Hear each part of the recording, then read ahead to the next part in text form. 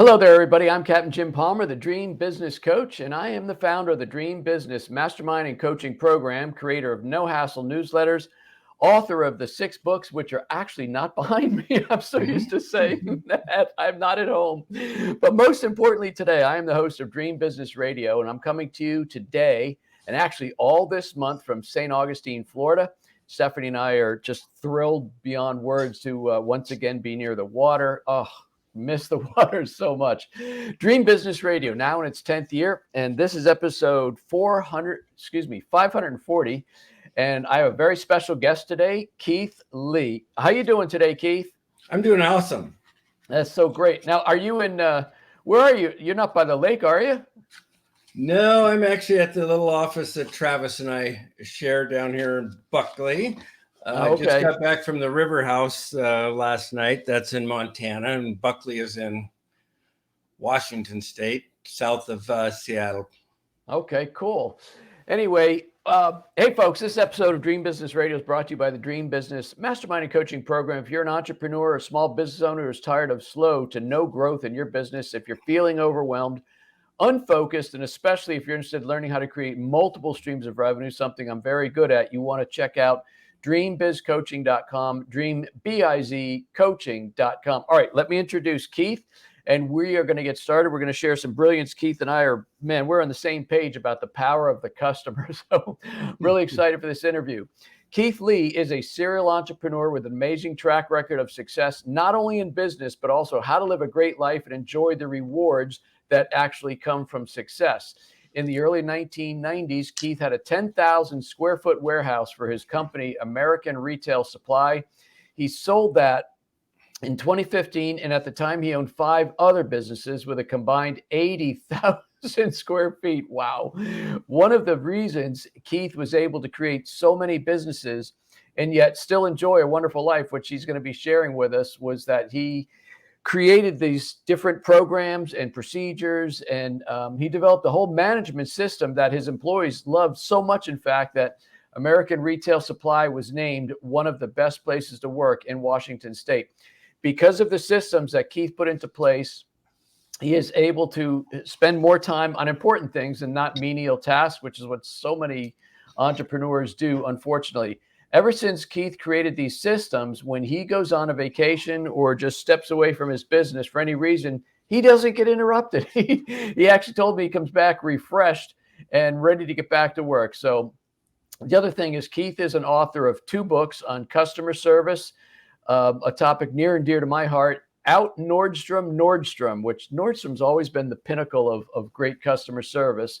And also the book, which I'm going to be talking about today. And I wish I could hold up because I always do that, but I didn't pack it with me when I left. It is called The Happy Customer Handbook, 59 Secrets to Creating Happy Customers Who Come Back Time and Again and Enthusiastically Tell Others About You.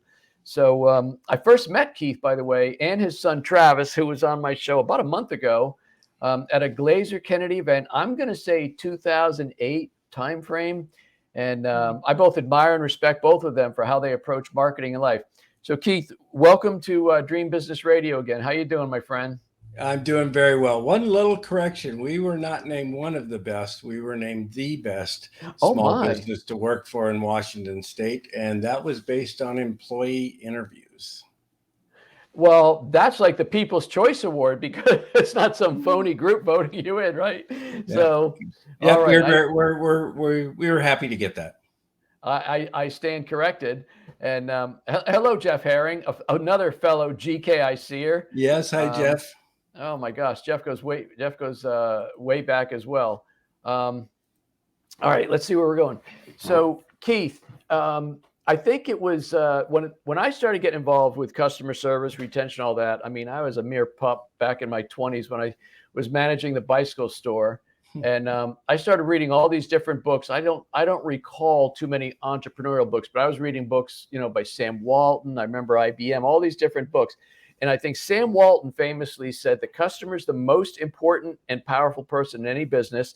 They can fire everyone from the chairman of the board on down to the floor sweeper simply by deciding to spend their money somewhere else. I think I got that almost perfect. You got it really well. We call it Who's the Boss. Yeah.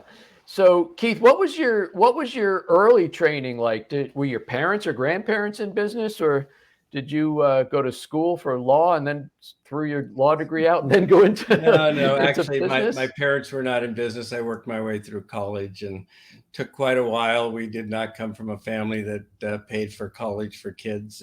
Just wasn't in the had fabulous parents, but the money wasn't there to do that. Uh-huh. So I went to school, worked my way through college. I got my degree in marketing after going in all kinds of different directions. Specific to customer service, when I started managing the company that I became the owner of and then sold in 2015, I became the manager in 1981. Okay. And a big book out at that point was In Search of Excellence by Yes. Waterman and Peters. Hmm. And also they had a video out. And and frankly, I had just started managing this company. I was 26 years old. The owner was not a manager. He was an idea guy, but not a manager. And so he asked me to take over, and I did. And so I'm looking for how do we differentiate ourselves? Um, and this book was out, and this video was out, In Search of Excellence. They highlighted two customer service businesses, Disney and then Stu Leonard's Dairy in Yes, Connecticut. Stu Leonard's. Yes. Yes. Okay, good. So, and when I watched these, I was just enthralled. I was like, wow, that's what we need to do. We need to be the customer service people in our industry. And I'm not talking about, the canned customer service stuff, the canned, Hmm. thank you for being here, and the canned, the stuff that looks like what came from corporate. Okay. Right, right. I'm not talking about that kind of stuff. I'm talking about real one-to-one personal things and really make a difference. In my mind, there's so many people out there that you say, what makes you different? And they say customer service, but they've got nothing that they do. Yeah, it's In lip fact, service. if you may need to stop me at times, Jim, because I get so excited about this. But I'm talking to somebody and they say, so why should I? And I say, why should I do business with you? And they say, customer service. And I say, so wow, what do you do that's special when it comes to customer service? And they say, well, well, we tell our team to treat people nice. And I say, well, what specific things do you do? And basically they're doing nothing. Hmm. They're assuming, they're telling people to treat people nice. If you want, we'll go into why the golden rule just does not work in customer service. Treat people like you'd want to be treated. They tell them silly things like that, but they Yeah. don't give them any specifics. Yeah, I remember Stu Leonard's one of the things, and I believe I saw Tom Peters speak in Wisconsin once back in that era, and I think he spoke at a Trek bicycle convention. And but Stu Leonard's was a great story. How they had you take your picture with your Stu Leonard's bag, Yep. and they filled the wall of one of their stores, and it just became this whole relationship, which was really cool. So was your first business American Retail Supply? Yeah, it Is was that called Thompson Marking Service back then. We okay? sold clickers and stickers for retail stores. Okay. Okay. The handheld price marking equipment. Now tell me how I went from selling that in 1981 to selling to growing a $15 million business. We don't need to go into that, but we Okay. obviously didn't stay in selling clickers and stickers to retail stores. Mhm. But did you saw a need? I mean, you went into everything from the rounder racks to the forearms to, I mean, everything, right? You Yep, just and that was the marketing plan. The marketing plan was that we had a lot of customers who really liked us, and they Mhm. liked us even before we really became systemized with our customer service, because we were very small then. It was easy to give great customer service Right. when you're very, very small. Um, but the marketing plan was actually to give these customers everything that these clients is what we call them, not customers, everything they need to operate their business. So problem was we had no money to add inventory. So that was a little bit of a problem. But luckily I was a accounting major for 2 years before I went into marketing. And I knew about accrual-based accounting instead of cash-based, which the owner had always been doing. And I was able to accrue some things and show that we actually did have a little bit of net worth and go to the bank and probably bought $1,000 worth of well, I know the product. The product was these plastic bags. These new thin plastic bags were coming out on the market. Yeah. Before that, it was all the big brown paper, right? Right, and it was all the lumber mills and those kind of people that would not let that business go to small people like us. It was all dominated by big lumber mills and that type of thing. But then these cool little plastic bags came out, and people could put that put that business in 2,000 square feet and probably started out with probably $100,000. And so we found plastic bags to sell. And then by the time we sold the business, and actually way before that, probably 15 years into the business after I'd started managing it, we had more different things for retailers to buy in one place than any distributor in the country. Wow.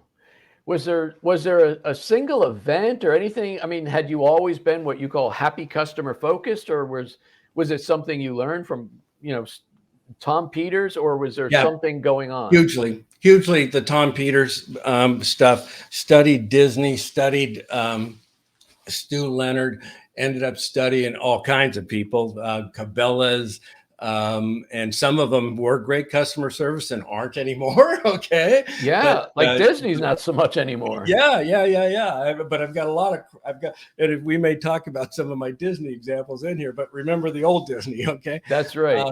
But FedEx, I'd study those people. And I really wanted to bring something different, not just make sure you smile. Now, with that said, smile is still the number one thing when it comes to customer service, but not this fake put on, here smile. Smile needs to be your whole face. Mm-hmm. And you need to train your team to smile with their whole face. You need to train your team to smile with their eyes. Okay. And to greet people warmly, like they're a friend coming into your house. And so again, it's not just smile, but it's smile with your eyes and make eye contact. Don't make eye contact. Take that 1/100th of 1 second to make eye contact. Yeah. My rule when I was running the bike shop, and we used to be busy in the evenings and Saturday. This actually when stores were closed on Sunday way back then. But So Saturday was the retail day. And I think we had 7 or 8 employees in our heyday, but no matter how many employees we had, people were coming in and waiting. And my rule was whoever was closest to the door, even if you're with a customer, you're talking about the bike, say, hey, good afternoon. We'll be with you in just a few minutes, right? Just greet them. Like, just that. And all of a sudden they know they were recognized and they're not just waiting endlessly. Absolutely. We're on the same page, Jim. I know if people have listened to you for a while on customer service, we're going to have a lot of rinse and repeat here, I think. Yeah. So now I feel like we're a couple of old war horses, but there's some really good stuff here. And one of the things I believe I read in your book was how to handle an upset customer. I think you addressed that. So I want to get your take on this. I'll share a quick story for me. So when I was the manager, obviously people say, I want to see the manager, and then boom, get Jim out here. The guy's, I used to talk about the cartoon where the guy had smoke coming out his ears. This bike is broken, and no matter what happened, he was lit up. And one of the things I learned, and I actually got so good at it, I almost looked forward to it. Because it was like, remember that old thing you heard, if you break your leg and the bone heals, it's stronger than the original. I believe that about customers. Absolutely. And so what I would say is I would let them talk. I'd let them get it all out. And then I would lower my voice and I'd slow my voice to try and I'd say, sir, I want you to know one thing. You are going to leave here very happy. I need you to know that. And now I want to find out a little bit more about what happened and then what we can do to make it right. Perfect. And that was the beginning, right? And no matter how mad they came in, it was almost diffusing, like, yeah, but just tell me what happened and I'll make it right. Yeah. And And I gave some examples in my book how literally a guy came in, he bought his kid a bike, and back in the day, you either bought a say $50 bike at Kmart or maybe a $100 bike in a bike store like I used to run. And the guy, and I felt bad. The guy spends, $100 on his kid's bike, and he comes back a few days later holding the wheel. Oh, and no. it was round, round, round, except where it looked like a V. And he goes, "This piece of junk is defective." I said, did my thing. I said, "Could you come out here to the parking lot with me just for 1 second?" Yep. And I took that wheel and I put it right on the curb. I said, "Look familiar," right? And he goes, "Oh, that kid told me it just happened," right? Yeah. I was riding and look at my bike. And I said, "I told you I'm going to make you happy. I'm going to put a brand new wheel on." "Well, what's it going to cost me?" "Nothing." Yeah. And the way, mechanics or some of the people might not understand. And I said, "Listen, if that's a $30 wheel, and some stores will, I'll give it to you for half price and cover my cost. That $15 wheel that I put on there and took my mechanic like 10 minutes, that bought so much goodwill." Literally, Keith, we would have people coming in and they're like, "I don't know what I want, but I was told to buy a bike here." And that's the value of the happy customer. So why don't you share a story like that? In fact, let me tell you that exact one of those stories that ended up being just amazing for us, because we also sold computer systems for their stores. Oh. Now, when we started with computer systems, we were their bags and tags and price marking and showcase people. We weren't tech people to them. Mm-hmm. So one of the things I really wanted to do is make them believe that we were really tech people by giving them a guarantee that no other person selling computer systems and software would do. And that is, use it for a year. And if you're not happy, wow, we'll take it back. Okay. So yep. I had a customer, Timberwolf Ventures in Alaska. Bought a third. Now this is back a number of years ago. So it was a $30,000 computer system. That was that was a lot of money. Okay. Yeah. So we sold it to him, and after a year, he let me know he wanted his money back. I talked to Joe, the salesperson, and Joe's like, "Gosh, I hardly heard any complaints from him whatsoever."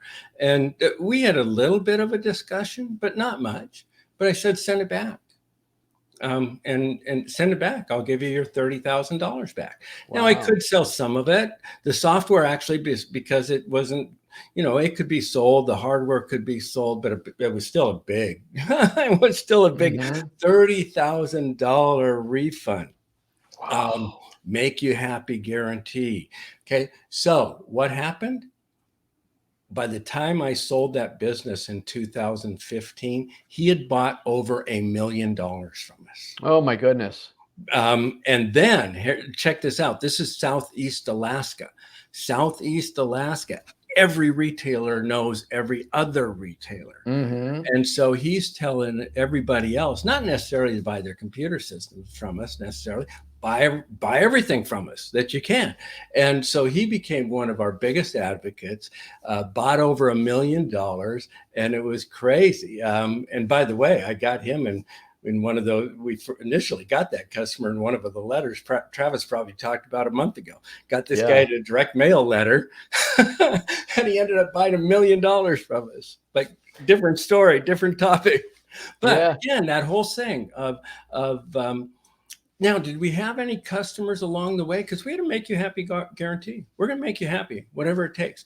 Now, did we have some customers along the way that took advantage of that? Yeah, we had. But we serviced over 100,000 customers, clients in that time that I had that business, and we and there were 2 or 3 that we coded to not do business with again. Because what we would do is we'd make them happy, and even though we thought they were taking advantage of us, and then they would do something again, and we thought they were taking advantage of us, and we make them happy again, and then they'd get a letter from me that said, "I'm sorry, it doesn't seem like we're going to be able to take care of you up to your to what you want. So, we'd love you to take your business elsewhere." But we did that again. 100,000 customers, clients. We did that with 2 or 3 over those years. And our guarantee was, we will have no one in the market that's unhappy with us. So that Did you say it was $300,000 computer or 30,000? No, 30,000. That was a $30,000 computer. That was back when when you could get a lot for 30,000. And the computer was probably ginormous. So what year was that? That would have probably been in the early 90s. So, I mean, realistically, maybe no, it's probably a little later than that. Jim, I'm old. I forget. I know. Had you come into Dan Kennedy's world yet, or was that all you're doing? Well, okay. Well, that customer, Timberwolf Ventures, yeah, he came to me. I mean, we got him with our very first Dan Kennedy mailing, 3-step letter, dollar bill letter. So, I mean, talk about hitting a home run out of the park. You know, this guy, you know, we sent out 500 letters. And the guy ended up buying $1 million from us over the years. But as you're telling that, I'm going to close the door here real quick. Okay, go ahead. Oops. Travis just walked by and closed it for me. Good boy, Travis. Good man. Sorry. So, you know, because when you're telling that story, it made me think of something we both learned from Dan called risk reversal. If you assume the risk for everything working out, the customer's almost got no objection. Yep. And the other part of risk reversal, which I was stymied when you said it here, is that you let them use it for a year. Like the longer they get to use it, the far less likely they are to return it, right? So yeah, well, Jim, I've got some systems, you know, that I sell now, and they come with a year guarantee, and you know, I don't make them use it within 30 days in order to ask for their money back. Well, they can use it for a year, and then, you know, half the time they forget to even open it and they forget to ask. But another story. We have about 10 minutes left, and I want to do definitely more happy customers, but I want to take a slight detour because you just mentioned systems. Yep. You, like me, figured out, well, there's more to life than working 80 hours a week in your business. Figure out how can I enjoy a great life and the success. So you kind of figured that out. So my first question is, was that something you instinctively knew to do? I mean, did you have a mentor, or did your wife say, we got to go away sometime? Yeah, my instinct was Michael Gerber, E-Myth. Okay. You know, I had grown the business to from 7 people to about 15. Mm-hmm. And I literally said to myself, I do not want this business to grow anymore. Okay. And it was Michael Gerber, along with a management system that I actually don't use, but I use part of it, and that's total quality management that was going around big time in the 90s. So I put those two things together, created my system, and literally, other than if I was working on a project, we bought 11 competitors over the years. So if I'm on vacation and I'm in the middle of consummating one of these deals, yeah, I'll take some phone calls and that type of thing. But for the last 15 years, maybe even longer than that, wow. I never got a phone call if I went on vacation, other than to take care of these things. There was never a, Keith, what do we do with this? It just didn't exist. And in fact, you know, we're off of customer service here, but I know you're the system guy, and so am I. But because I had a major concussion. I was out for 6 months. I turned over all of the rights to make any decisions in my business because I was nuttier than a fruitcake. Travis and my wife came, you know, they kind of took over, although they didn't know the business. I mean, they didn't take over. They just came down and said, as the owners, this is what we would like you to do. And because I would go into work and they would say, if Keith tells you something that sounds kind of wacky, let us know, and don't do it and let us know. Otherwise, you know, it's probably okay. But again, I turned because of the systems I had in place. I wasn't there for 6 months, and the business was running better than when I left because that's the system. System always gets better. So, I mean, there's so many parts to that. There's actually creating systems. There's handbooks, and here's what happens, boom, boom, boom, flow charts. Then there's training the people. And also the big thing that I have found is that you actually have to empower them to make the decision because they're fearful to actually make a decision, especially if it includes money, right? Right. If you look at that, there's a process. I think you may know this guy, Vince Poli. He was Bill Glazer's management guy, and I actually ended up buying all of his library and all of his and the ability to sell his products. I basically bought everything from him, but and from him I learned a thing called situational leadership. And you go from telling to selling to participating to delegating. You used a wonderful word that I like better than delegating. So when I started using situational leadership, I changed that word from delegating to empowering. Yes. Because if you delegate them, it's still yours. If you empower them, it's theirs. Now, do you give up? Do you give up talking about it or whatever? No. Okay. Or do you give up your, I guess the better word is, do you give up your ultimate responsibility for it? No, you don't give up your ultimate responsibility. It's your business. Yeah. But you empower them. And now what that does is, I think that when you delegate things, it kind of, it's semantics, but it's important. When you delegate things, people want to do it your way still, to a degree anyhow. When you empower them, you really empower them to go beyond your abilities, which is my sales manager that I had she was my very first hire. She ended up being my sales manager. She was still there when I left, like 35 years later. She came to work part-time, and my sales manager was far better than I was at that job when she was into it 10, 15 years, or how, I maybe could have been that good, but I didn't practice it. I didn't do it like she did. But when you empower somebody now, they can go beyond what you're doing and create something that's just marvelous. Yeah. My rule, so at one point I had about 15 virtual assistants. I'm really down to about 6 or 7 right now. But when I had multiple, No Hassle newsletter, social media, the concierge print mail, all these different things. Yeah. My rule was that you don't have to bother me for anything less than $250. And I picked $250 because my average customer, like at No Hassle newsletters, was $197 a month. So if somebody had a problem, my rule, make them happy. I have something called no ripple effect, Keith. I don't want any ripples out there. So even if you take care of it mostly, but there's a little ripple, it will permeate, right? And this I was teaching this even before, like, social media and stuff. Yeah. But one thing, and it ripples throughout. So if somebody's going to leave, if they're unhappy, let's make them happy. We'll allow them to leave. No ripples in the water. It's always been my rule. Yeah, couldn't agree more. And that's one thing I teach, is give your frontline people a certain number that they can do without asking you, and just do it if it makes any sense whatsoever. If you had, like in my business, I had frontline people and I had one layer of management and me. So the one layer of management had a much higher level that they could do.